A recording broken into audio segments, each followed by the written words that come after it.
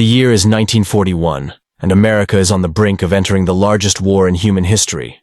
Yet the military refuses to believe black men can fly combat aircraft. The Army Air Corps had spent 2 decades insisting that African Americans lacked the intelligence, courage, and reflexes for aerial combat. But First Lady Eleanor Roosevelt wasn't buying it. After taking a flight with Chief Civilian Instructor Charles Chief Anderson at Tuskegee Institute in April 1941, she put pressure on her husband's administration. The result? Public Law 18, passed in January 1941, forcing the War Department to create an all-black flying unit, whether they liked it or not. They didn't like it. Not one bit. The Army Air Corps deliberately picked Tuskegee, Alabama, as the site for the training program. Isolated, rural, and deep in the heart of Jim Crow territory, it was chosen to keep the experiment away from prying eyes. But for the cadets, it was the beginning of something far greater than prejudice. Young African-American men arrived with dreams of flight, carrying not only their hopes, but also the weight of a nation's doubts and expectations. Families waved goodbye with trembling hands, unsure if their sons would ever return. Tuskegee Institute, with its red brick buildings and sprawling airfield, became the cradle of America's first black combat aviation program. Chief Anderson, a soft-spoken but brilliant instructor, understood the stakes. Each lesson he gave, every maneuver taught, was infused with purpose. He knew that success here would not only save lives overseas, but also challenge decades of systemic discrimination.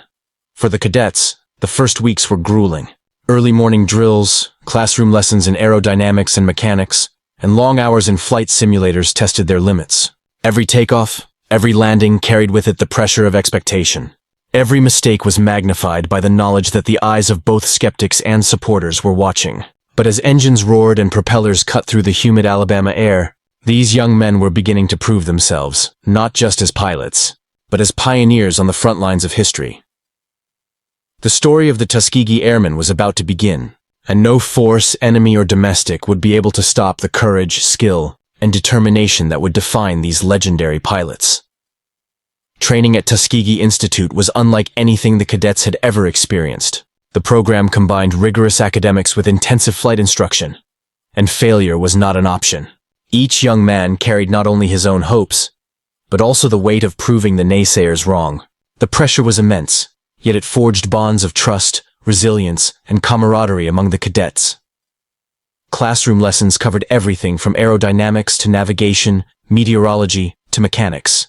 Pilots learned how wind currents affected lift, how temperature changes influenced engine performance, and how to read complex maps while flying at high altitudes. Chief Anderson and his team of instructors were relentless, emphasizing that every piece of knowledge could mean the difference between life and death in combat. Some cadets struggled with these lessons, especially those who had never encountered advanced mathematics or technical concepts before. Yet perseverance became a shared ethic, and those who fell behind were encouraged, mentored, and pushed to rise to the challenge. The flight training component was equally demanding. Early flights involved basic maneuvers, takeoffs, turns, and landings, often in small single-engine trainers. Mistakes were met with immediate correction, and cadets quickly learned that hesitation could be fatal. For many, the first solo flight was a mixture of terror and exhilaration, a moment where all prior lessons converged into action. The instructors watched closely, ready to intervene but also willing to let the cadets discover their limits and strengths. Physical conditioning was another pillar of the program.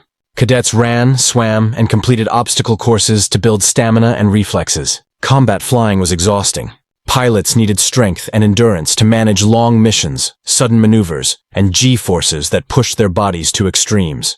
Discipline on the ground mirrored the precision required in the air. Every hour of practice, every drill was a step toward mastery, ensuring that when they faced enemy aircraft, their reflexes and training would carry them through. Racial prejudice added an extra layer of challenge. Many cadets were acutely aware that any mistake could reinforce stereotypes and undermine the entire program. Instructors, both black and white, held them to impossibly high standards, often emphasizing perfection.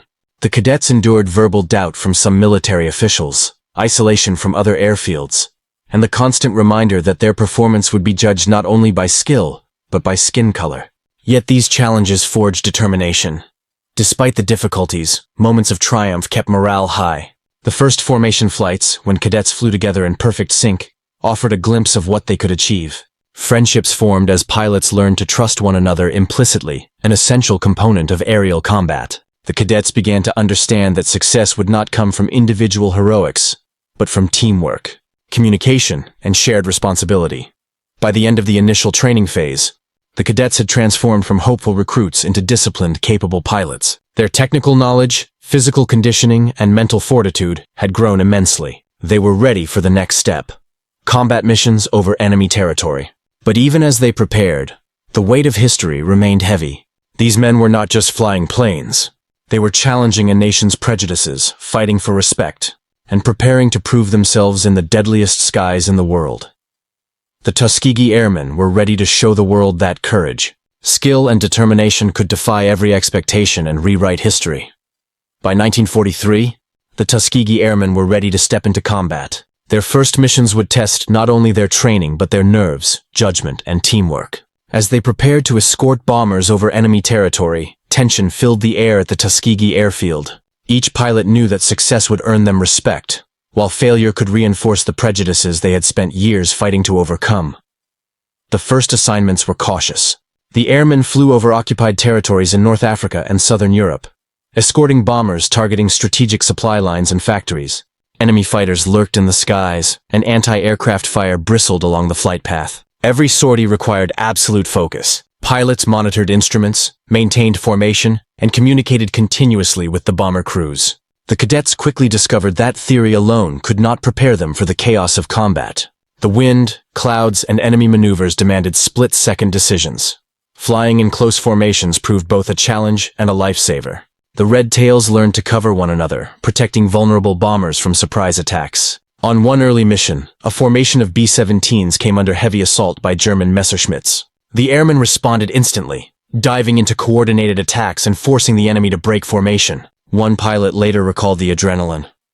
"I could see tracer fire whipping past my cockpit, but I had to keep my focus on the bomber behind me. One wrong move, and it would be over." The missions revealed both individual skill and the importance of teamwork. Pilots rotated positions, learned to anticipate enemy tactics, and adapted quickly to unexpected maneuvers.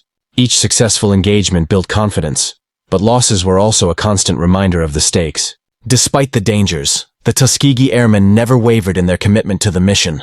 They understood that their performance had implications far beyond the battlefield. Every bomber they protected, every enemy fighter they drove off, challenged the entrenched beliefs of a segregated military. As news of their effectiveness spread among bomber crews, trust and respect grew. Pilots relied on the Red Tails to watch their backs, and bomber captains requested their escorts by name. Letters from grateful crews spoke of lives saved, missions completed, and the courage displayed in the face of overwhelming odds. This acknowledgement, though modest, was a vindication of the cadets' sacrifices and dedication. Beyond combat, the airmen faced constant scrutiny. Reports were sent back to commanders, detailing every move, every success, every mistake. Critics watched closely, eager to find faults, while supporters quietly praised their skill. The Tuskegee pilots learned to navigate both aerial warfare and institutional skepticism, honing their craft while setting a precedent for excellence that would endure long after the war. By the end of their initial combat missions, the Tuskegee Airmen had proven something extraordinary. They had demonstrated that African-American pilots were not only capable, but exceptional, combining discipline, courage, and innovation to protect bombers and disrupt enemy forces. The Red Tails were no longer merely a segregated experiment. They were a critical asset to the Allied war effort, and a symbol of what could be achieved through perseverance and skill. As the Tuskegee Airmen gained experience, they began experimenting with tactics that pushed the limits of standard military procedure. The official regulations dictated a loose escort formation, designed to minimize risk to the fighter pilots themselves. But the Red Tails quickly realized that this approach left the bombers dangerously exposed. Enemy fighters exploited gaps in the defensive perimeter, and bomber losses, while reduced, were still unacceptable. Captain Benjamin Davis, one of the program's most respected leaders, proposed a radical solution: fly closer to the bombers than regulations allowed. The tactic was simple in concept, but terrifying in execution. By maintaining tighter formations directly alongside and above the bombers, the Red Tails could respond instantly to enemy attacks, presenting a formidable deterrent to Luftwaffe pilots. The downside was enormous. A single miscalculation could result in collision or destruction under concentrated flak. But the potential benefits, a dramatic increase in bomber survival, were worth the risk. The first missions employing this tactic were nerve-wracking. Pilots had to coordinate movements with precision, reacting to every enemy maneuver while keeping the bomber's flight path intact. Engines roared and airframe vibrations rattled through the cockpit as the fighters danced in tandem with the massive bombers. Cadets who had once struggled with formation flying now found themselves executing maneuvers that demanded the highest levels of skill and discipline. Every twist, roll, and dive required trust, not only in their own abilities but in the pilots flying alongside them. The results were immediate and striking. Bombers protected by red tails in these tighter formations experienced far fewer losses than those under standard escort procedures. Enemy pilots, confronted by a near impenetrable shield of fighters, were forced to retreat or engage under unfavorable conditions. Stories from the crews spoke of red tails diving into flak-filled skies, engaging multiple enemy fighters at once, and returning safely to base. The pilots' bravery and skill saved lives, and their innovative tactics began to challenge both military doctrine and racial prejudice. However, the risks were constant. Flying so close required split-second decision-making and nerves of steel. One misjudged turn could bring catastrophic results. Pilots endured long hours, battling fatigue, cold, and the constant stress of combat. Yet the camaraderie among the red tails, built through shared hardship and trust, enabled them to perform under extreme pressure. They relied on each other implicitly, and their cohesion became one of the squadron's greatest strengths. The success of this daring tactic did more than save bombers. It reshaped perceptions of what African American pilots could achieve. High-ranking officers and skeptical commanders began to acknowledge the skill, courage, and ingenuity of the red tails. Their ability to challenge conventions while achieving measurable results demonstrated that excellence could not be dictated by prejudice. By the end of this period, the Tuskegee Airmen had proven that calculated audacity, teamwork, and innovation could overcome both enemy forces and systemic doubt. Flying closer than regulations was no longer just a tactic, it was a statement. In the skies over Europe, the red tails were rewriting the rules of combat and the narrative of racial capability, one precise maneuver at a time. By mid-1944, the Tuskegee Airmen were tasked with one of their most dangerous assignments yet. The Allies had identified a heavily fortified industrial complex deep within enemy territory, producing critical components for German aircraft and tanks. The bombing mission required precision, courage, and flawless coordination. Anything less could result in catastrophic losses. The red tails would escort the bombers, flying closer than regulations allowed, knowing full well that every second in enemy-controlled airspace increased the risk of death. The morning of the mission was tense. Pilots checked and double-checked their aircraft, engines humming steadily as they performed pre-flight inspections. The familiar mixture of anticipation and fear filled the air, tempered by the knowledge that each man had trained for this moment. Chief Anderson and the squadron leaders gave last-minute briefings, emphasizing communication, formation discipline, and the importance of protecting the bombers at all costs. Every pilot understood the stakes. Failure was not an option. As the formation took off, the sky stretched wide and ominous before them. Enemy radar would detect them, and Luftwaffe fighters lay in wait. Flying in tight formations, the red tails mirrored every movement of the bombers, anticipating threats and covering each vulnerable point. The air was thick with tension, every eye scanning the horizon for even the slightest sign of attack. The first wave of German fighters appeared suddenly, diving from cloud cover with precision and lethal intent. The combat that followed was brutal. Tracer fire cut across the sky, engines roared under extreme maneuvers, and the red tails executed every tactic they had practiced relentlessly. Pilots dove, rolled, and banked to intercept attackers, sometimes facing multiple enemy planes at once. One bomber's tail was struck, and a red tail swooped in, forcing the enemy to break off before more damage could occur. Each move required perfect timing, split-second decision-making, and absolute trust in fellow pilots. Despite the chaos, the red tails' tactics worked. Enemy fighters were neutralized or driven away, and the bombers completed their runs with minimal damage. When the mission ended and the aircraft returned to base, relief and exhaustion were palpable.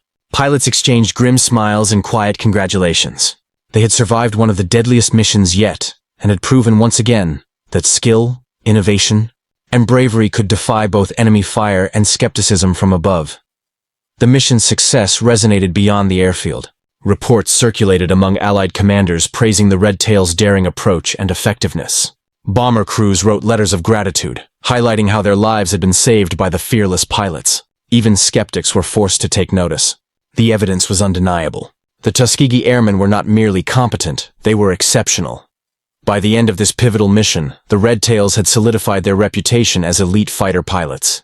Their courage under fire, precision in tactics, and unwavering commitment to protecting those under their care had not only saved lives, but also reshaped perceptions of African American aviators. The sky was no longer just a battlefield, it was a proving ground. And the Tuskegee Airmen had proven themselves extraordinary. Following the success of their high-risk missions, the Tuskegee Airmen began to receive attention from military leadership. Reports praising their skill, courage, and innovative tactics started to circulate. And even some of the most skeptical officers had to admit that the Red Tails were delivering results. But recognition was not immediate or universal. The airmen still faced systemic prejudice and scrutiny from those who doubted their abilities simply because of the color of their skin. The pressure to perform remained intense.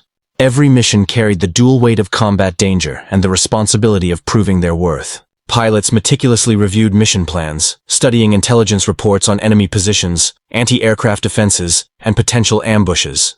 Pre-flight briefings emphasized strategy, communication, and formation discipline. But even the best planning could not fully prepare them for the unpredictable chaos of aerial combat. One mission in particular tested the airmen's resolve. A formation of B-24 bombers required escort through heavily defended enemy territory.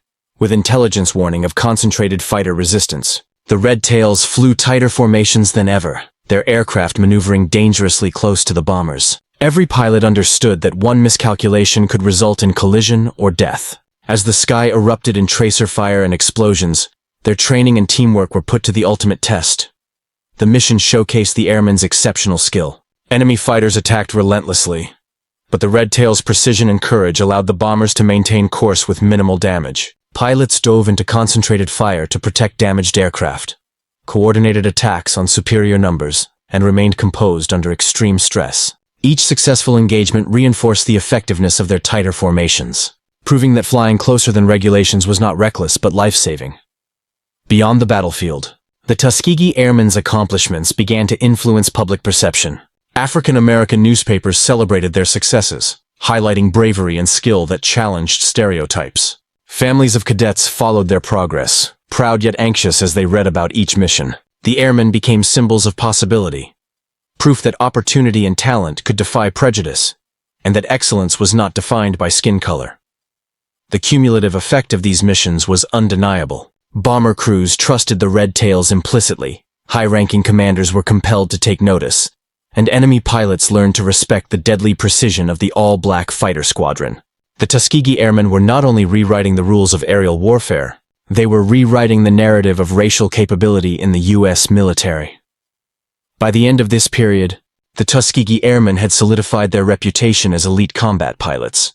Their courage, skill, and determination were unassailable, and every successful mission further chipped away at prejudice and doubt. The Red Tails had become indispensable, proving that with discipline, innovation, and unwavering commitment, they could achieve what others said was impossible. As 1944 progressed, the Tuskegee Airmen faced an escalation in both the intensity and frequency of their missions. Allied forces were pushing deeper into Axis territory, and strategic bombing campaigns became increasingly critical. The Red Tails were often assigned to some of the most perilous sorties, escorting large formations of B-17s and B-24s through heavily defended skies.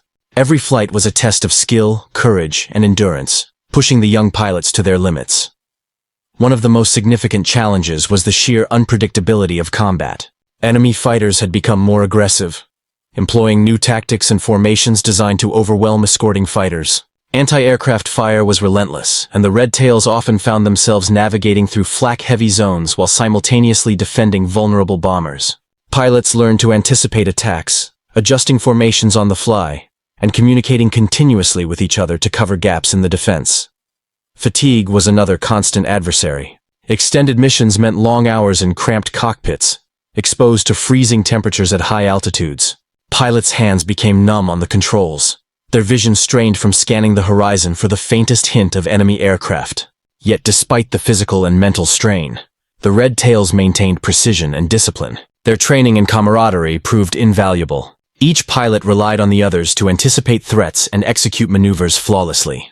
The psychological toll was significant as well. Witnessing bomber crews fall under enemy fire, or comrades being shot down in the chaos of battle, left lasting impressions. Letters home reveal that many pilots struggled with anxiety and grief. Yet they channeled these emotions into determination. They knew their success protected lives, and that every mission completed reinforced the capability and honor of African-American aviators. During one particularly harrowing mission over southern Germany, the Red Tails faced a coordinated attack by dozens of Luftwaffe fighters. Engines screamed and tracer rounds cut the sky like fiery threads. Pilots executed intricate maneuvers to shield the bombers, diving into flak bursts and drawing enemy attention away from vulnerable aircraft. Each pilot's skill and courage were on display, and by the end of the mission, all bombers returned safely, a testament to their precise coordination and relentless dedication. As their reputation grew, bomber crews began requesting the Red Tails specifically for dangerous assignments. High-ranking commanders noted their effectiveness, and even the skeptical officers who had doubted them were forced to acknowledge their excellence. Beyond the combat zone, the airmen's accomplishments resonated with the public and African-American communities nationwide. Stories of bravery, precision, and loyalty inspired a generation and began to challenge long-held racial prejudices within and beyond the military. By the end of this period, the Tuskegee Airmen had not only proven themselves as elite fighter pilots, but had also established a legacy of innovation, discipline, and heroism.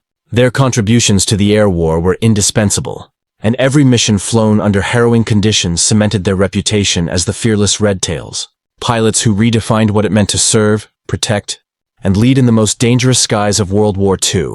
By late 1944, the Tuskegee Airmen were deeply entrenched in some of the war's most critical and dangerous operations. The Allied advance into Europe demanded constant bomber escort missions over heavily fortified enemy territory. These flights were perilous. Every sortie meant navigating through skies swarming with enemy fighters and bristling with anti-aircraft artillery. For the Red Tails, each mission was a calculated dance between life and death, where split-second decisions determined the fate of hundreds of men below. One mission in particular tested the limits of both skill and endurance. The target was a key industrial hub producing aircraft engines, heavily protected by flak batteries and a swarm of Luftwaffe interceptors. Intelligence predicted enemy forces would attempt to overwhelm the bomber formation using numbers and aggressive tactics. The Red Tails flew in their signature tight formation, closer than regulations allowed, ready to intercept any threat. Every pilot knew that failure was not just a personal risk. It could mean the loss of countless lives in the bombers they were assigned to protect. As the flight progressed, enemy fighters emerged from cloud cover with deadly precision. The sky erupted into a chaotic ballet of tracer fire, roaring engines, and evasive maneuvers. Pilots executed dive and roll maneuvers learned from months of grueling training, coordinating their movements to cover every vulnerable bomber. Despite exhaustion and stress, they maintained impeccable formation discipline, anticipating each other's actions in real time. Moments of near collision were constant reminders of the dangers inherent in flying so close, but the airmen's training and trust in one another kept them alive. The psychological strain was equally formidable. Pilots saw comrades fall from the sky, watched tracer rounds cut dangerously close to their wings, and endured the constant roar of flak explosions. Fear and adrenaline became inseparable companions. Yet through it all, the Red Tails' focus never wavered. Every maneuver, every engagement was executed with precision and determination. By the mission's end, nearly every bomber had returned safely, a triumph of skill, courage, and the daring tactics that defined the Tuskegee Airmen. These missions had a ripple effect beyond the battlefield. Bomber crews lauded the Red Tails in letters and reports, emphasizing how their aggressive escort tactics saved lives and ensured mission success. Military leadership, once skeptical of African-American pilots, began acknowledging their contributions. Each successful sortie strengthened the reputation of the Tuskegee Airmen and provided tangible proof that prejudice and doubt could be overcome by competence, courage, and relentless determination. Despite their growing fame, the pilots remained humble. They understood that survival and mission success were never guaranteed, and every flight reminded them of the stakes. Camaraderie among the airmen grew even stronger. Shared hardships, dangers, and triumphs created unbreakable bonds. They became more than just pilots. They were a unit forged by adversity, a force capable of rewriting both military strategy and societal expectations. By the close of this period, the Red Tails had solidified themselves as one of the most effective fighter units in the European theater. Their daring, skill, and unwavering commitment to protecting bomber formations not only saved countless lives, but also challenged the prejudices that had attempted to limit them. The legacy of the Tuskegee Airmen was no longer theoretical. It was written in the skies over Europe, in the lives they protected, and in the respect they earned from allies and enemies alike. As 1945 approached, the Tuskegee Airmen found themselves at the peak of their combat experience. Their reputation as fearless and highly skilled pilots had spread throughout the Allied command, and they were now entrusted with some of the most critical and dangerous escort missions of the war. Each sortie demanded technical precision, unwavering focus, and split-second decision-making as they protected bomber formations deep within enemy territory. The challenges they faced had escalated. German fighter tactics had become increasingly sophisticated, anti-aircraft artillery more lethal, and the stress on pilots compounded by fatigue and long hours in freezing cockpits. Yet the Red Tails adapted. Their tight formations, honed over months of experience, allowed them to respond instantly to enemy maneuvers, shielding the bombers from concentrated attacks. Their daring tactic of flying closer than regulations became the gold standard, saving countless lives and ensuring the success of high-stakes missions. One of the most significant missions of this period was a strike on a heavily defended fuel depot critical to the German war effort. Intelligence indicated that enemy fighters would converge in large numbers to protect the facility. The Red Tails took to the skies in their familiar tight formation, engines roaring, flak exploding around them as they approached enemy airspace. The Luftwaffe launched a fierce defense, diving from clouds with deadly precision. But the Tuskegee pilots, calm under pressure, executed intricate maneuvers, intercepting and dispersing attackers while keeping the bombers on course. The psychological and physical strain was immense. Pilots fought exhaustion, cold, and the ever-present fear of death. Every mission tested their limits, yet their discipline and trust in one another never wavered. In letters to loved ones, many described a mix of terror and exhilaration, acknowledging the danger while expressing pride in their contributions. The Red Tails were not merely flying aircraft. They were redefining what was possible in aerial combat, proving that skill, courage, and unity transcended prejudice. Recognition for their achievements began to take hold.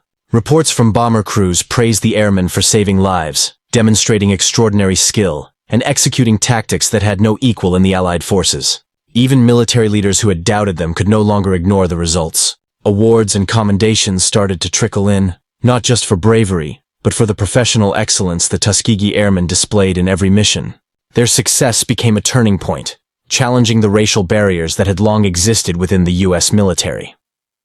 By the end of this period, the Tuskegee Airmen had flown hundreds of missions, protected thousands of bombers, and engaged countless enemy aircraft. Their unwavering commitment, tactical innovation, and exceptional skill had transformed them from a segregated experiment into a legendary squadron. The legacy they built in the skies over Europe would endure long after the war ended, serving as a testament to courage, excellence, and the power of determination to overcome prejudice. The Red Tails had become a symbol, a shining example of what could be achieved when talent, opportunity, and perseverance converged. They had not only protected Allied forces, but also reshaped the narrative of racial equality in the military, leaving an indelible mark on history. By the end of World War II, the Tuskegee Airmen had proven themselves beyond any doubt. Their courage, skill, and unwavering commitment saved countless bomber crews, disrupted enemy operations, and reshaped perceptions of what African American pilots could achieve. From the isolated training fields of Tuskegee, Alabama, to the skies over Europe, the Red Tails had flown hundreds of missions under harrowing conditions, always maintaining discipline, precision, and teamwork.